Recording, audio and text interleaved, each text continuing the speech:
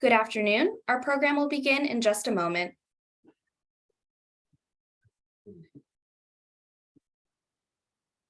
Good afternoon. Our program will begin in just a moment. Good day. Welcome to Advocacy Anywhere, powered by American Jewish Committee. Advocacy Anywhere is AJC's digital platform that enables you to engage with AJC's global expertise, content, and advocacy from wherever you are.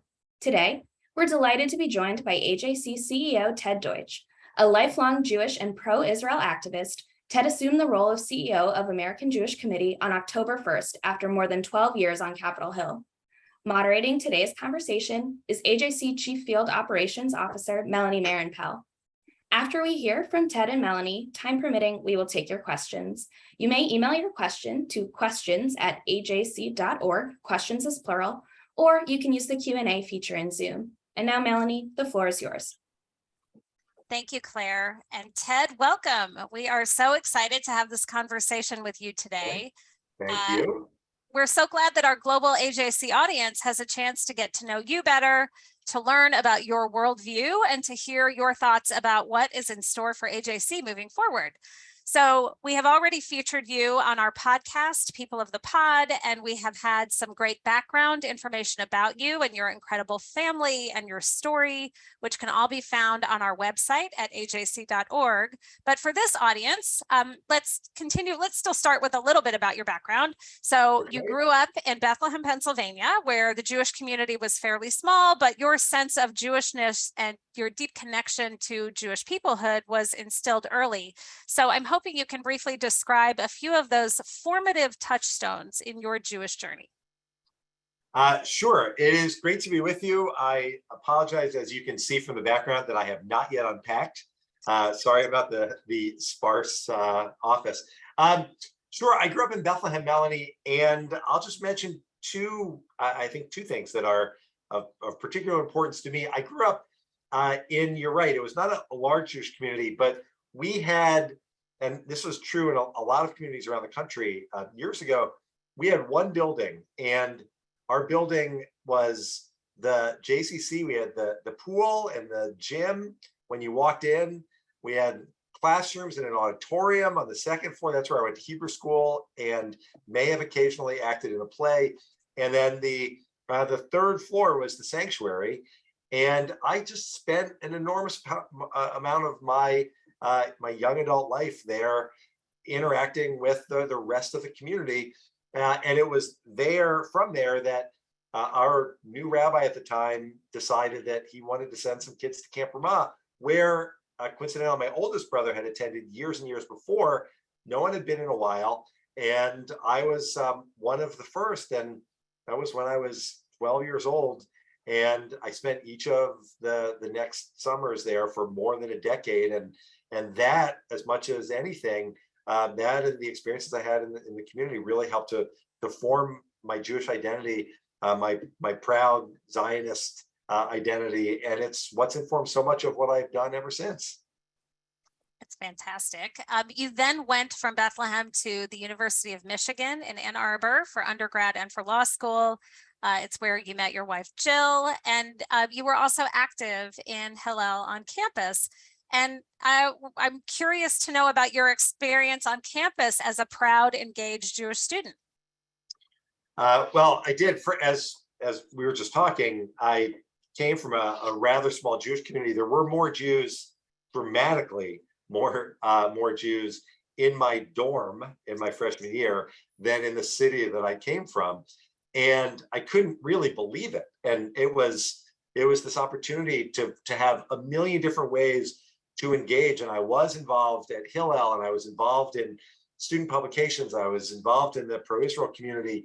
And it was a great campus to be actively Jewish on. And look, we were there was no shortage. There's no shortage of challenges then. I had to lead a protest of our student newspaper, and this is in 1990, I think, when the paper ran this series of anti-Semitic editorials outrageous editorials suggesting that Israel was responsible for the downing of that Pan Am flight over Scotland years ago. I mean, really, really crazy stuff. But it provided the opportunities for people like me, and there were lots of good, strong Jewish advocates to come together and to speak out. And that's what I took away from college. And it's the goal of really trying to not just provide opportunities for people, but to help create strong, proud, knowledgeable Jewish advocates at AJC. That's one of the main reasons I wanted to take advantage of this opportunity and come join you. So let's stick on campus for a moment, because Jewish life on campus, the experience of Jewish students, is on a lot of people's minds. We see almost daily examples of the challenges that Jewish and pro-Israel students face on campus, whether it's the endorsement of BDS, the boycott, divestment, and sanctions movement by, for example, the editorial board of the Harvard Crimson, to the issue that we've been following and actively engaging on currently with Zionist free zones established by some student groups at the University of California, Berkeley Law School. Just the other day in Washington, D.C. at George Washington University, there was a really vile protest outside the Jewish Student Center calling for an intifada revolution. So all that said, where we see all these challenges, yet we also know that Jewish life is thriving and robust on so many campuses around the country. So what do you see as AJC's role? And you just said a little bit, if you want to go into a little bit more, our role on college campuses and how we can best address what are very real challenges while also supporting this thriving Jewish and pro-Israel student life. Yeah, well, both pieces are immensely important. And that's a really important thing for us to remember.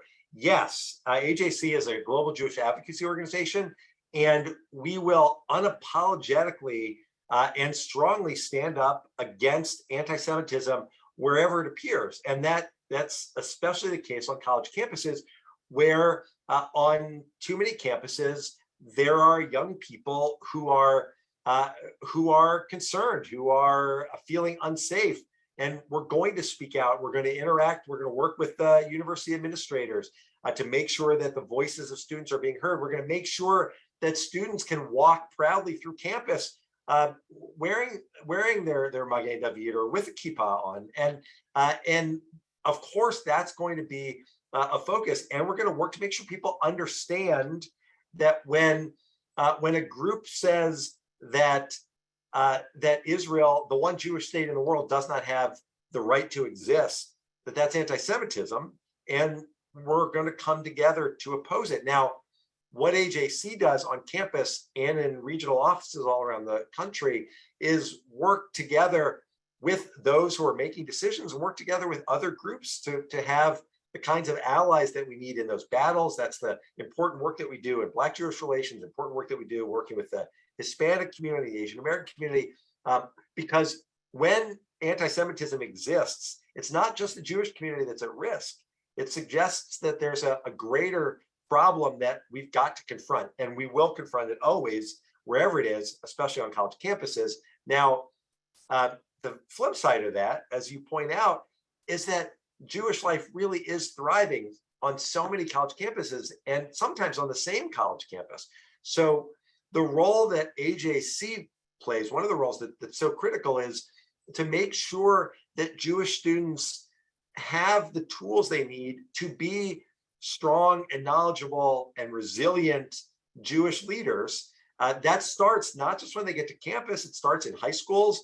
AJC has a program, the Leaders for Tomorrow program, that trains high school kids all across the country, right now in more than 24 cities, hundreds of kids who are getting the kinds of lessons that they need, the kind of background that they need to be strong advocates that will help them in their high schools. It will help them become leaders in their communities right now. And when they go to campus, and the last point I'll make, they're then ready for whatever they face, whether it's taking the lead in a vibrant Jewish community and, when necessary, standing up to anti-Semitism, standing up to professors who won't acknowledge them, or worse, will hold their strong support of Israel against them. That building up that kind of leadership is a key part of what we do, and it's going to pay dividends not just for them now, but on into the future when they're leaders. They will be leaders in our community for years to come. So you're talking about the advocacy work that AJC does, and again, we're starting at the high school level to try and create that next generation of strong, proud Jewish activists. Turning back to you and your journey, you spent many years in the Florida state legislature, in the state Senate. You then served in Congress, and in those roles, you've been on the other side of the table from AJC as the elected official with whom we're meeting. So I'm interested from that vantage point, what makes AJC's brand of advocacy, whether at the state, local, or federal level, whether on college campuses, what is it that makes us effective advocates at AJC? And what did you learn from us when you were on the other side of the table? Well, I appreciate the question. I mentioned two things. One, there is one is the level of knowledge. There are a lot of people who come to visit elected officials, and it matters that the issues are personal to them, which is always the case with AJC activists. But the advocates that you really value and trust are the ones who also have something to add, who are knowledgeable, who are sophisticated in the way that they approach the issues, so that they can help provide ways forward. And that was true in the state legislature, and it was especially true in Congress. I worked with AJC as a member of Congress. I worked with AJC when we launched the Congressional Hellenic Israel Alliance, which is a group of members of Congress that brought together the Jewish community in America and the Hellenic community in America to help foster closer relations between Israel, Greece, and Cyprus and the United States. And it was incredibly successful in doing exactly that. We continue to build on that work. AJC continues to build on that work, and the opportunities in the Eastern Mediterranean are really significant, and everyone recognizes how important it is to take advantage of them. And then the other thing I'd say, again, it's AJC that came and helped launch the bipartisan. Nita Lowy and I and some other colleagues, in response to the anti-Semitism in Europe years ago, launched a bipartisan task force to combat anti-Semitism with the support and the expertise and the knowledge of AJC.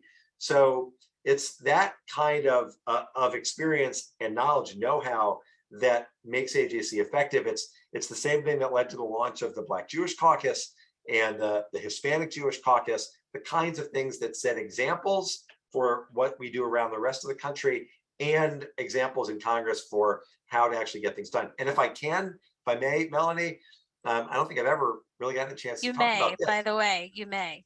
Okay, thanks.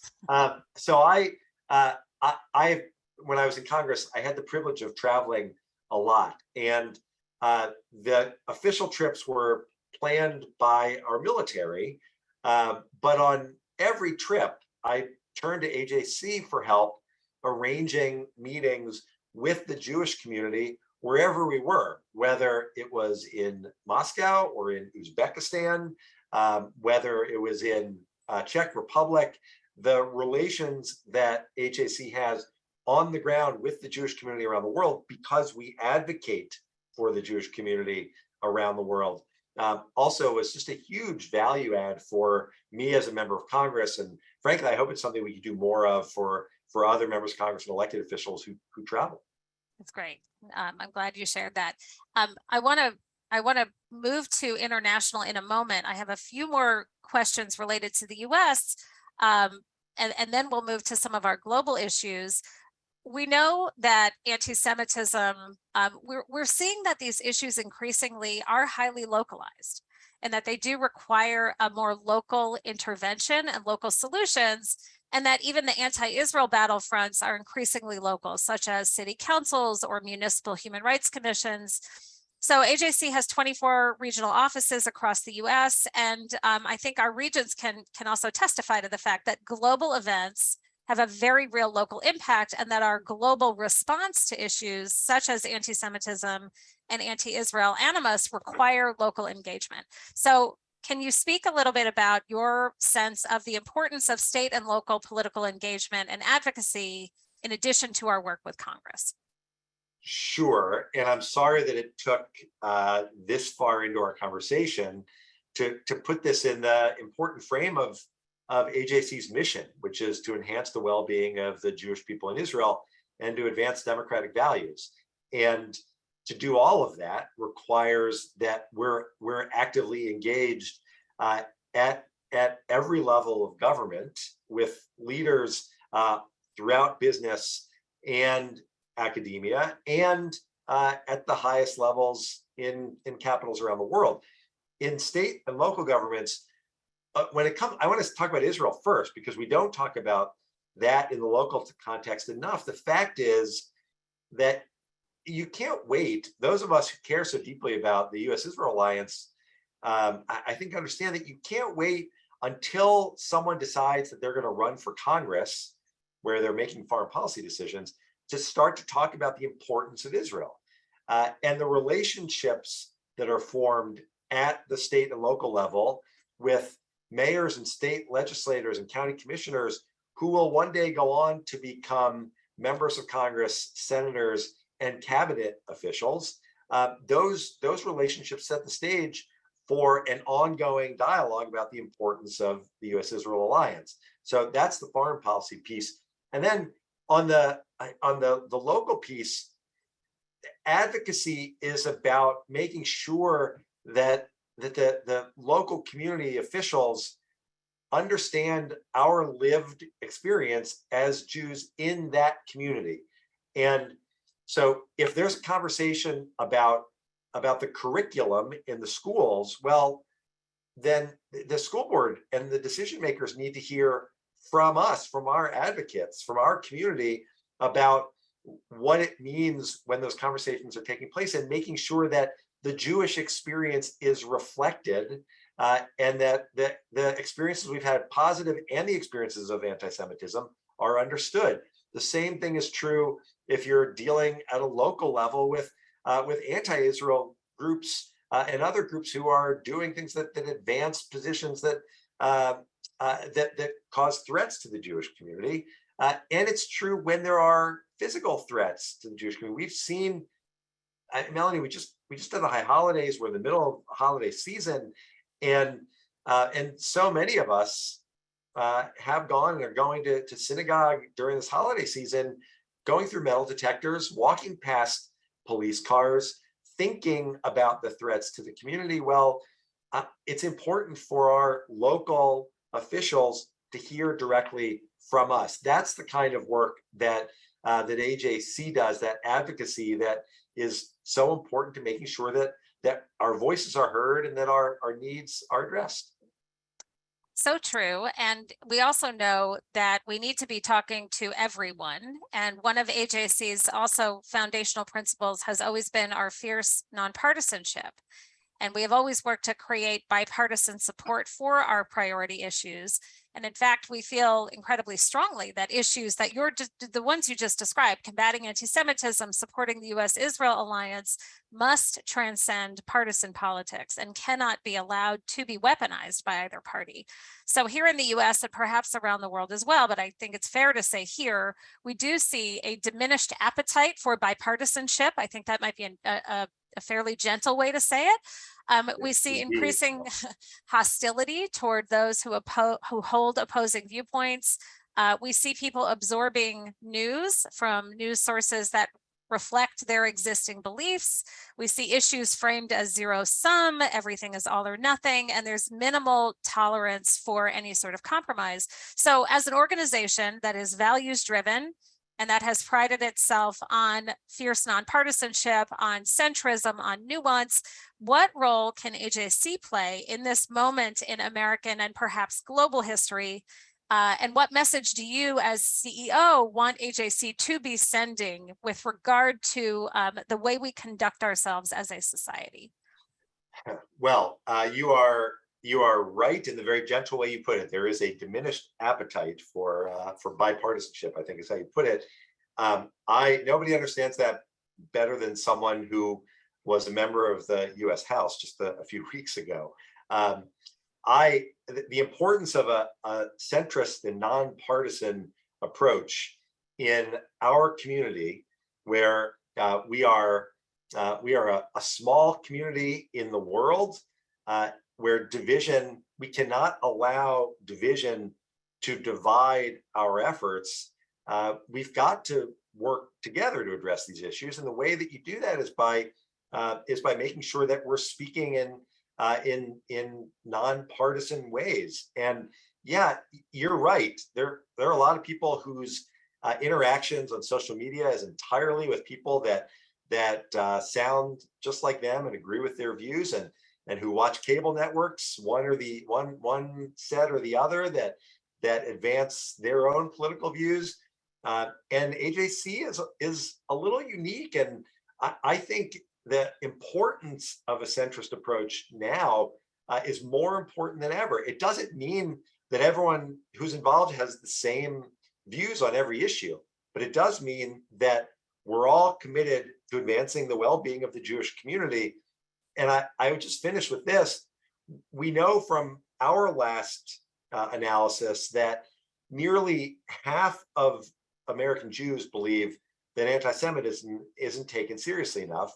That number is closer to 60% among young people. Well, we can't afford, at a time when so many in the community think that we're not being serious enough, we can't afford to approach this in a way that's anything other than fully inclusive. And that is less and less common these days.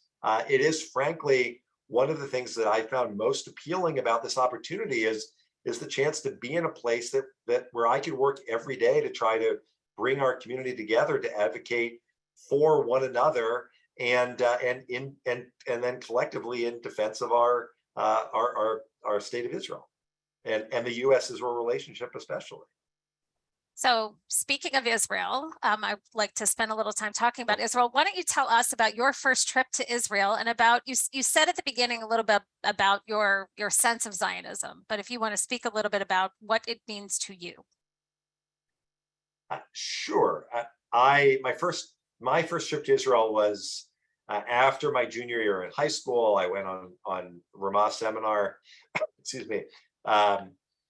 And it was an incredibly powerful experience because I hadn't had the opportunity to go before. I spent, as I said, I spent every summer at a Zionist summer camp. This was something we talked about at home. Obviously, we spent, the Jewish community spent 2,000 years hoping and praying for the opportunity to return to the state of Israel. And now here I was as a high school student with the chance to visit, and I felt then the way that I do still, all these years later, as we're headed toward Israel's 75th, the modern state of Israel, the miraculous modern state of Israel, and it's just an incredible thing to behold what Israel is and has become. And yes, it's the homeland for the Jewish people, and that's within me, and I think within all of us. But beyond that, it's become this modern miracle of innovation and technology, and contributes so much to the well-being of the world and addressing some of the biggest problems the world faces. And I'll just give you one other thing that I keep thinking about. When I was in Congress, I spoke to a lot of college students, and I tried to make Israel relevant for them. And I pointed out that it's after major disasters that Israel is often the very first country on the ground providing relief. That was true. It's true all over the world, but it was particularly true close to home in South Florida, where after the earthquake in Haiti, Israel was on the ground, and students didn't know that. And the chance for people to learn that and then understand the connection that they may already have to Israel they didn't realize before, that's something that has been incredible for me to see everywhere that I've gone. but obviously nowhere more profoundly and more powerfully than being in Israel and walking the streets of that miraculous country. So you've traveled extensively throughout the Middle East, and you know also that AJC for decades has been traveling to the Gulf to help plant and sow the seeds that have now bloomed into the Abraham Accords. And we know it's a complicated part of the world. A lot of the success of the Abraham Accords still feels somewhat precarious. The events of this week, everything feels very delicate. But nonetheless, we can still have, I think, great optimism and a vision for a different future for the Middle East. So what do you see as the opportunities presented by the Abraham Accords, and what role do you see AJC playing, especially through our offices in Jerusalem, in Abu Dhabi, and our relationships with the US State Department? Well, it's a unique moment. I mean, I can tell you, for all of the years I spent in Congress, sitting on the White House lawn when the Abraham Accords were signed was one of the most dramatic that I can recall, because of what it means for Israel, for the region, for our activities in the region, and really for the world. And you're right, AJC has long been involved in the Gulf, and we have an office in Israel, we have an office in Abu Dhabi, but beyond that, our offices in Europe matter. Our relationships throughout the world matter. Our offices in the US matter when it comes to the Abraham Accords, because there's a moment now for more countries to have a better opportunity to fully understand all that Israel has to offer in innovation and all the things we've been talking about. And that includes countries who may well be the next and then the next country to join the Abraham Accords and normalize relations. But it also includes countries who have relations where those relationships can deepen, and using our contacts, experiences, relationships to help bring more people to engage with Israel that way can help to strengthen and grow the Abraham Accords. And I mentioned our European offices and the work we do there. There is a chance now for the Europeans to start to view not just relationship they have with Israel or with the UAE, but really to recognize this new block of countries that the Abraham Accords represents, and the opportunities that they can engage in this newly dynamic region. Those relationships, the project interchange trips that we take to Israel and to the Gulf from elected officials in other countries, business leaders in other countries, influencers and athletes and musicians from other countries, we have a chance to really be the preeminent NGO to help lift up the Abraham Accords. And I'm really excited about that opportunity, because it comes along exactly one time in history, and that's the moment we're living in. I'm glad you referenced more about AJC's really unique architecture. Our global architecture is such a distinct part of our value proposition, quite frankly. So we have 14 global offices and representatives. We have international partnership agreements with Jewish communities around the world. We really do have this extraordinary architecture, which, again, in your previous work, you have seen at play. You've seen the impact of those relationships. I recently heard you tell a really great story about Lufthansa in following the really terrible incident where a group of Orthodox Jews was removed from a Lufthansa flight. Could you share a little bit about that conversation about AJC's role following that incident? Sure. Obviously, we read about what happened. I think we were all appalled by what happened. I was a member of Congress at the time, and I met with leadership. I met with the CEO of Lufthansa. I expressed my outrage at what I was reading about what had happened. They committed to conduct a full investigation, and when they came back to share the results, quite frankly, I read the letter that they had prepared, and it seemed that they didn't really get it. They had done a lot, and they committed to adopt the IHRA definition of anti-Semitism, and that was helpful. But there was still a failure to really appreciate the way the community felt about their actions. And I suggested that they ought to talk to AJC, and they spoke with AJC and Holly Tuffnagel and our team, and and the results was the opportunity for them to better understand what happened, how we viewed it, to start to think differently about how they approach these issues. I talked to the person from Lufthansa who told me how moved she was by this opportunity to really think about these issues in a way that she hadn't before. The commitment that they're now making to do more of this training within their company, to work with other companies and AJC to help them better understand what we can do to prevent anti-Semitism. That's really important work, and it's it doesn't just happen, and it's not just speaking out, though that's important. It's a constructive way to move the ball forward, so that this company and then others that we work with will put in place channels of communication and procedures to help identify what anti-Semitism is and the steps they can take to make sure that it doesn't happen, and if it does, that they can immediately address it. I think that leads very naturally into my next question, and I think the point you're making that is so important is that AJC does have a response. We do have a response to anti-Semitism. We have both reactive means, but also proactive means by conducting trainings with corporations or with law firms or with city councils or with other civic groups, helping them understand the many forms that anti-Semitism can take. So speaking of anti-Semitism, just this week, we had Kanye West, a rapper, singer, sort of cultural icon, went on what was truly a shocking anti-Semitic rant that would have been not surprising coming from the likes of Louis Farrakhan, not surprising coming from Khamenei. It came from Kanye West. We condemned it. Many other prominent celebrities and voices and figures rightfully condemned it. Twitter and Instagram blocked his accounts. Nonetheless, this is someone who had 31 million followers on Twitter, 18 million followers on Instagram, and millions of people heard, saw, absorbed this really hideous messaging. So we know, you certainly know, that anti-Semitism can take all these different forms. It can come at us from many different directions.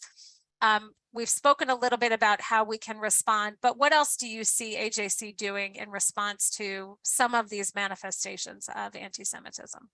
Sure. Well, first of all, it's really important that we understand that this is not just a story about Kanye West. That yes, it matters that he has 30 million followers on Twitter, and that's why we were paying attention. And that's frankly why the mainstream press has written so many stories, and I'm glad that they have. But this is unfortunately something that that so many people in our community are experiencing online on a regular basis. And so the takeaway from this is, one, to acknowledge that in this case, the social media companies adhere to their own rules, which they ought to do consistently on every occasion. And understanding that the algorithms that these companies use feed the same kind of material into people's inboxes. And if they're not adhering to their own rules against anti-Semitism and hate, then it allows it to spread. And that is true, regardless of where it's coming from. And one of the things that AJC is doing is working to make sure that the social media companies are in fact doing that. And in the case of Twitter, frankly, making sure that their policies fully acknowledge what anti-Semitism is and how it's experienced, because the goal here, as we go forward in thinking about social media and the content world and all of the ways that we get information, the goal is to make the Jewish community safer, both online and in real life. And that requires ongoing communication and an ongoing effort with the social media companies. You talked about the work that AJC does with companies and their diversity, equity, and inclusion officers to make sure, again, that as they're doing their important work, they recognize the actual life experiences of their Jewish employees and what they're experiencing. The same thing is true in the work that AJC does, as you point out, with local governments and beyond. It requires ongoing relationships and work, and what I'm so excited about as we go forward in this battle is the willingness that we've seen for companies to work with us to provide the kind of training that can help to prevent anti-Semitism from arising in the first place. And that's one of again, that's another focus that I think we have to have going forward, because it's so helpful to keep us safe. So my final question, and then I'll turn it back to Claire, who I know has a number of questions from our eager audience. Whether it is anti-Semitism online, whether it is violent attacks against Orthodox Jews in Williamsburg, whether it's offhanded comments made by random state legislators in my state of Kentucky, for example, whether it's the Goyim Defense League, essentially littering in the neighborhoods of Sarasota or wherever. And Boca Raton. And Boca, and many other communities. We know that anti-Semitism is on the rise. We perceive a rise in it, and we're seeing demonstrations of that. But we also know, much as on college campuses, that Jewish life is thriving. We have a second gentleman in the White House who is Jewish. We have boundless opportunities to lead Jewish, successful, proud, openly, Zionist lives in America. So my final question to you is this a golden era for Jews in America, or are we heading in the wrong direction? No, it's not that is definitely not an either or question. The fact is, because we have to be honest about both. The fact is that there are real challenges that the community faces. When we were going through the lockdown in the pandemic, we saw a rise in online anti-Semitism, and we feared, and these fears proved justified, that just as we saw this spike online, we would see it spill over into the physical world, and it did. And we see that in some of the things that you described. We saw that during the last time that Hamas rained down rockets last year, Hamas terrorists aiming for civilians in Israel, and the results, the impact in the United States, where Jews in Los Angeles and in New York City were physically attacked. We've seen violent attacks in communities. We have to focus on anti-Semitism and the threat that it poses, because it's real. And we do that, and we collaborate with others to do that. It's very important. At the same time, as you point out, we have this opportunity as well to recognize the tremendous ways that the community can engage, and we are one people, and we are responsible, all of us, one for another. And at AJC, the way I think about this, Melanie, it doesn't matter what your background is, whether you're secular or observant. It doesn't matter what denomination you are, how you identify, what your background is. The fact is, there are more ways for the Jewish community to be involved in getting to know one another, in advocating for our community and for Israel. And I'll finish with this: for young people especially, and our Access program provides a great way to do this. There is this incredible opportunity for us, not just to strengthen Israel diaspora relations and find more ways for our brothers and sisters in Israel to get to know and better understand the Jews living in the United States, and vice versa, but for the young people in our country to get to know their peers in Buenos Aires and in Paris and in Tel Aviv, and interact with them for the benefit of our community. When you talk about this being a golden age, because technology allows us to feel so much more connected, and travel allows us to actually be so much more in contact with one another.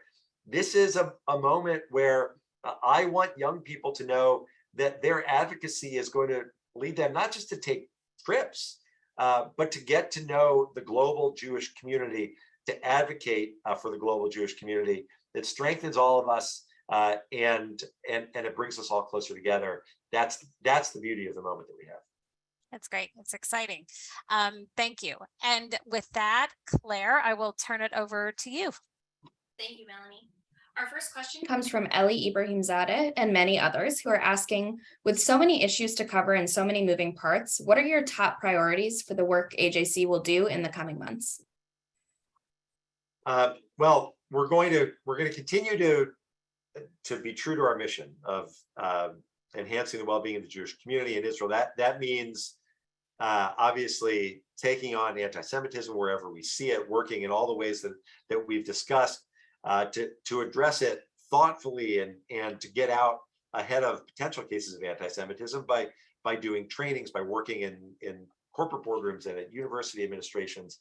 All of that's important, by taking people on Project Interchange to Israel, again, to better understand the U.S.-Israel alliance. But it also means working because of this unique moment we have, to really advance the Abraham Accords in the ways that I discussed before, and giving more people the opportunity to engage with Israel and its new partners in the region, to work together to grow the Abraham Accords and deepen them. That's a priority. And then also of immediate need, and I really want to emphasize the importance of young people. The LIFT program that we provide to train advocates in high schools is incredibly important for them now and for the future. And when we can build a larger and larger cadre of leaders, and then they go to college campuses and we collaborate with other groups helping Jewish students on campus to provide more leadership opportunities, they're then in a position when they graduate from college to immediately become leaders in their communities wherever they are. That's a big priority right now, because it will help them at this moment, and because it sets them and our community up for success for decades into the future. Thank you. Our next question comes from Emmett Gold in New York, who's asking, how will your experience in the partisan climate of Capitol Hill help you to reinforce AJC's strictly nonpartisan approach? Well, it is a great question, and I appreciate the way it's asked, because it is precisely because I spent so much time in an environment in which I don't want to overstate, but I think most of us would agree, half of the Congress spends all of its time trying to figure out how to bring down the other half of Congress. And while there are moments of bipartisanship, important moments that I worked on, and I have former colleagues who still work on, that was the atmosphere that permeated. So I understand how important it is that in that kind of atmosphere, you only get things done by being nonpartisan advocates. All of the legislation that I've ever passed, the successes that I ever had as a member of Congress, came by working with Republicans. And it's not just because you're a member of Congress, you have to advocate for your positions. And that's what we do, is to advocate for the community and to do it in a nonpartisan way to bring the parties together. It's a direct reflection, almost the inverse of what I had experienced before, now being in a place where we are actually working together, but we're working in that environment to help our community. And our last question before I turn it back to you, Melanie, is from Matt Whitman in San Francisco, who's asking, what are you most optimistic about for the Jewish future?